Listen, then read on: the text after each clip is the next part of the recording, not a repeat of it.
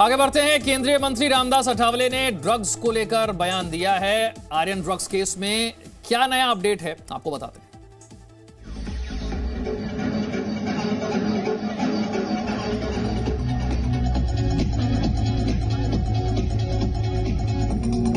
कि एक अंतरराष्ट्रीय ड्रग माफिया उस पार्टी में था। उसकी एक माशूका भी है जो बंदूक के साथ थी। वो दाढ़ी वाला कौन है, सारे एनसीबी के लोग जानते हैं। इस पूरे खेल में जो दाढ़ी वाला है उसकी मित्रता वानखेड़े साहब से भी है।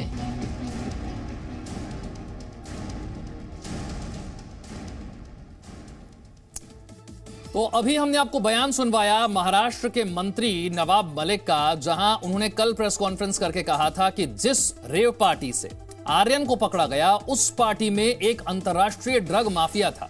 समीर वानखेड़े उस ड्रग माफिया को जानते हैं, उनकी मित्रता है उससे, उसे क्यों नहीं पकड़ा गया। तो मुंबई रेव पार्टी का वो वीडियो सामने आ गया है जिसमें वो दाढ़ी वाला आदमी अपनी गर्लफ्रेंड के साथ नाचता हुआ नजर आता है। महाराष्ट्र सरकार के मंत्री नवाब मलिक ने भी ऐसे ही एक दाढ़ी वाले शख्स का जिक्र किया था। समीर वानखेड़े से सवाल पूछा था, एनसीबी से सवाल पूछा था कि वो तो अंतर्राष्ट्रीय ड्रग माफिया है, उसके बारे में भी जानकारी थी कि वो भी पार्टी में था, तो फिर उस पर कोई एक्शन क्यों नहीं हुआ। उसके साथ उसकी गर्लफ्रेंड भी थी, एक्शन नहीं हुआ।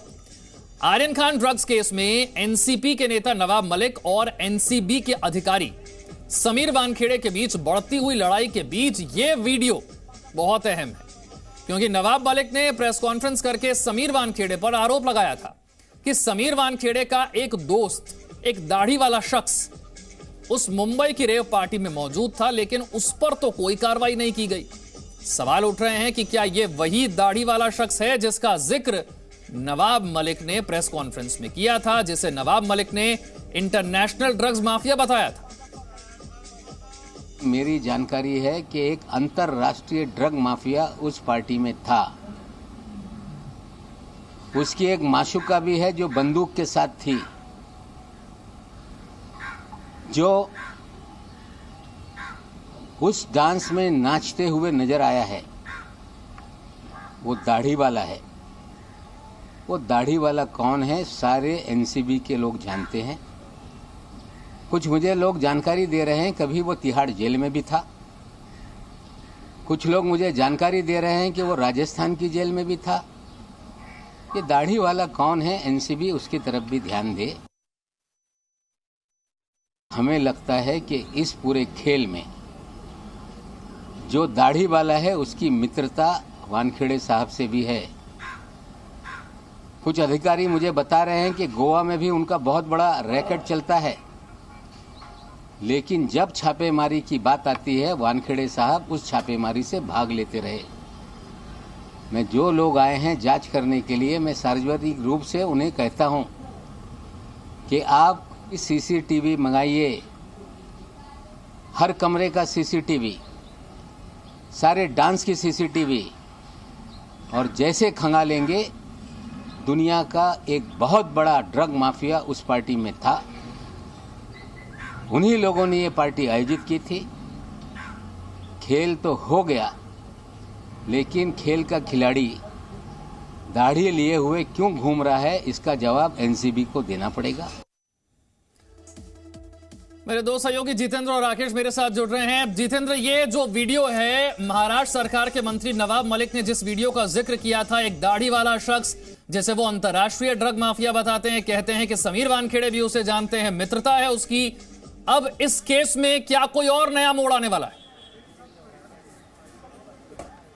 देखिए, कल नवाब मलिक ने प्रेस कॉन्फ्रेंस करके बताया था कि जिस तरह से आर्यन खान वाला जो मामला है उसमें आर्यन खान और बाकी लोगों को गिरफ्तार किया गया, लेकिन नवाब मलिक के मुताबिक एक बड़ा ड्रग डीलर है जो कि ड्रग में डील भी करता है, पार्टीज ऑर्गेनाइज करता है, और उसी ने पार्टी को ऑर्गेनाइज किया था, उसको छोड़ दिया गया। समीर वानखेड़े के साथ उसकी दोस्ती है और इसीलिए छोड़ दिया गया, क्योंकि नवाब मलिक का कहना है कि जब ये पार्टी शुरू होनी थी उससे पहले ही बाकी लोगों को गिरफ्तार कर लिया गया, लेकिन बाकी लोगों को बोर्ड कर लेने दिया गया, जिसमें काशिफ खान इसका नाम बताया जा रहा है, जिसका जिक्र नवाब मलिक कर रहे हैं।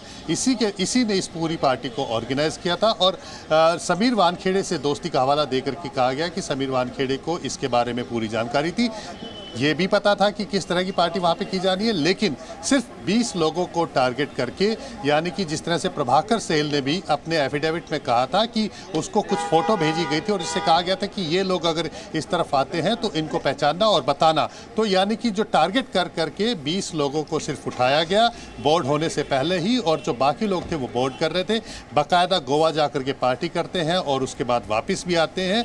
लेकिन जो ड्रग माफिया है या जिनके पास ड्रग्स हो सकती है, जो जिनके पहले भी नाम इस तरह से जुड़े रहे हैं, उनको समीर वानखेड़े ने जाने दिया गया। ये नवाब मलिक ने कल प्रेस कॉन्फ्रेंस ठीक है, नवाब मलिक के आरोप और वो वीडियो भी हम आपको दिखा रहे हैं। सवाल यही है कि क्या यही वो दाढ़ी वाला शख्स है जिसका जिक्र नवाब मलिक ने किया था? क्या यही वो अंतर्राष्ट्रीय ड्रग माफिया है? Presenting B News app available on Google Play and App Store. Download it now.